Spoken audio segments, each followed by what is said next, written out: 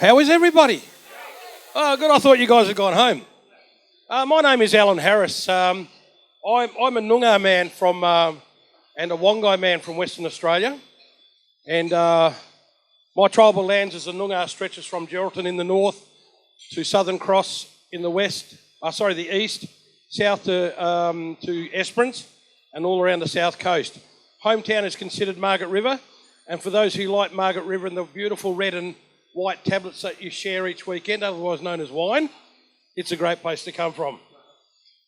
The Wongai tribe lands are in the Central Desert, which ranges from Southern Cross in the west of that area, all the way up to Mount Margaret, down to Cocklebiddy, which is now a roadhouse on the in the Desert Run. We've got somebody trying to get in here. And so that's where I came from. Just to mention something about the diversity of this country before we all go any further, so that we're all on the same boat. In this country there are 324 different nations. There are 324 different Aboriginal tribes. This is not one group of Aboriginal people. When we're talking about Australia, we're not talking about just one country. We're not talking about one language. We're not talking about one language group. We're talking about 324. And one of them, which I really want to acknowledge and thank for us being here on the land, is the Kulin people and the Kulin nations, as which my brother over here mentioned the clans, the 5 clans. We've got Bunurong and Wurundjeri. And these people are just so passionate about their land, it's fantastic. To be able to be a part of this country, to be able to be a part of the history, and to be able to do it from this platform of Victoria is an absolute passion for myself and my family. Once again, my family's over there. My wife, give them a wave. That's Leonie. Everyone say, hello, Leonie. Very good. And Azlan, give him a wave. And the other one's Tristan, but we call him Pancakes, because he loves to eat lots of pancakes. Guys, we're all teachers. We teach in schools. We travel all over the world teaching. And because of our association with Culture Infusion and Peter Mustafariadis, it's the vehicle that allows us to be able to go out into this country, all over this country, and not only share, but also to open up people's eyes about what this country is all about. With the number of tribes, the 324 tribes, the 324 languages, because of that diversity, we cannot put one Aboriginal nation in one box. And this is where it's so hard to depict what we're going to do. We have on the national agenda now the treaties and things like that. What I want you to understand is this, is that just like in the land, the land wars over in the Middle East, no one will agree on a boundary.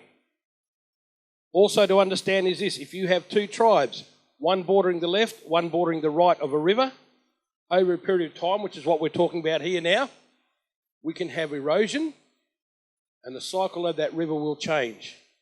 Whereas to an Aboriginal person, it's not where the river was, it's where the water is accessible. And so this is what started land disputes between a lot of the tribes. And we don't even know if that 324 is actually the final figure of how many different language groups. And so we have a diversity in Australia that is just beyond all understanding. You cannot mention Europe. We've got Britain moving out of the European Common Market. All these things are happening. You cannot do that in Australia, because everything in Australia, all the Aboriginal cultures are so different and so within themselves that it is very hard, and each one is very different. When I said earlier about being a white or a black elephant in the room, I didn't say that out of disgust. I said that because every time I have been, and brother, you'll know this, when we go to a government-run community meeting, and you've got all the non-Aboriginal bureaucrats sitting up, and they're talking about this, that, and everything else, and yet we are usually left out, isn't that right? We're not asked what our advice is. We are adults, we are families, we are mums, dads, we are grandparents, we are uncles, aunties, we are grandchildren. We have our passion, we have our dreaming. You may not spend 20 years out in the bush learning about the bush dreaming because you're born with it. And that is the difference. And when we're asked, and that's why I said I don't feel like that here today. which is so nice, because when I first cut in here, I thought, here we go.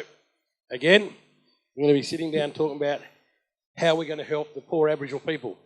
But no, what I see here and what I've just myself here is seeing, okay, well, let's get an understanding of where we all fit into this. Our message is very simple with what we do in the schools. My personal story is I'm a victim of the stolen generation. I was taken off my mum. My mother's 3 older half-sisters are the ladies who are the subject of Rabbit Proof Fence. I'm sure most of you have seen that movie. They are my immediate family. They're not a family that's associated somewhere else. They are my immediate family. I was put into that same mission. I was tortured as a youth in these missions. I didn't even get a chance to speak my language, didn't even get a chance to know who my family was. And then after leaving that, I was adopted, hit the streets of Perth, formed gangs, got incarcerated just because of the craziness of the time. I hated white people and I hated black people because I was not accepted by anybody. What I found was there are 30 other guys like that. And so we just caused our own little grievances with the police and the welfare officers and the do-gooders. And so that's where my life started. There's a guy called Rob Riley. He's an Aboriginal activist many, many years ago. He's my best friend. He committed suicide. The media pushed him to his death. He was the head of the Aboriginal Legal Service. He was the one who first started the Stolen Generation Inquiry. Another 2 people that were on the streets with us at that time were Pat and Mick Dodson. Pat Dodson now is a senator in Australian politics, a legend. The 4 of us sat years ago when I started going to university in Perth. I didn't want to live in a house, so I used to go and steal things. This is how I only knew life, guys. Don't judge me on that. And so I stole beds and cupboards, and I set up a camp opposite a university in Perth, and I lived in that place, and I went to studies every day. Used the gym for showers and the cafeteria for food. The 4 of us sat there one day, shattered by our own educations, a lack of it. Where are we going to go with Australia? Why can't Aboriginal people be not only heard, but also taken back to their families? Now, it's a long stretch, and 40,000 years is a long time for Mungo man and Mungo woman. But that's just too long. That is way too long. And sir, your champion causing that, I take my hat off to you. Fantastic. Only, what was it, Lee, about 6 weeks ago? 6 weeks ago, my great-great-great-grandparents' bones were found just out of a town called Menzies, buried in the ground. And it was only after, I only found that out 6 weeks ago, and it was only after it was taken down to the university and checked out that these are my relatives. Now we've got the big problem in the law courts. Where do we take them back? When do we bury them? How do we bury them? This is supposed to be an issue for the family, but it's not. And this is where, as soon as we sort this stuff out, and instead of taking it to a law that was brought into this country, I think first off, humanity law should be the first thing recognised. And that is the humane way of things of doing it. And so with Mungo Man, that's fantastic. I support and I will stand with you, sir, when that happens. I've just written a few things down here that I wanted to talk about. This isn't about me, this is about myself and my family, this is about my life as an Aboriginal. We teach in schools, we teach probably about 320 odd shows or performances a year. That is not exaggerating. We're never home. We're always somewhere travelling or teaching. Every day we're working, thanks to Peter and the staff at Culture Infusion. We've been working at that rate for, I think, about 7 years, Peter, and it really built up, didn't it? We do not have government funding. We don't want it. We don't need it. We get sponsorship every now and then, but the work we get paid for is what we earn, and so we continually work. In the quiet times, there are times when we have to go busking on the streets, and actually that can be a lot of fun sometimes, but it can also be a struggle. For us, we have reached over 1 million children in this country alone. I'll say that number again, over 1 million students. We have teachers now that used to be students when we first started with Culture Infusion, and that was 15 years ago, Peter? 15 years ago. Hey, that's what we're doing. We need support. This guy here, Peter Mustafariadis from Culture Infusion, he needs support in many ways. If we're to continue doing what we're doing and supporting what our brothers are doing, and not only just getting bodies back, but just keeping it up on a national agenda. That is the harshest thing. We have some good people around now who are talking, rather than, like, I'll just go back a step, sorry. As soon as we had the National Sorry Day, one of the most amazing things that I saw and was a part of was the Pontian community, the Greek community in Melbourne, the people of the sea. They contacted the elders here and us, and they said, look, we want to be traditionally welcomed into this country, because we never were. And they were the first people of any people to ask for that. And so in front of 30,000 people, the Prime Minister, the Deputy Prime Minister, the Premier, we had a show there, and then we had the local elders welcome the Pontian to this country. Better late than never, but better never late. You guys hear what I'm saying? This is a country, this is a sacred country. We're talking about sacred. The whole world is sacred. Land is sacred.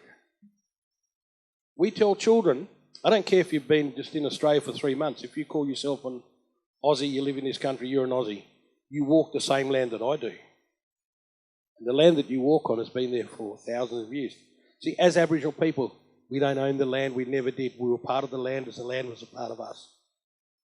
And so the sacredness is in the soil, it's in the dirt, and for the powers that be allow you, sir, to find the remains of Mungo Man.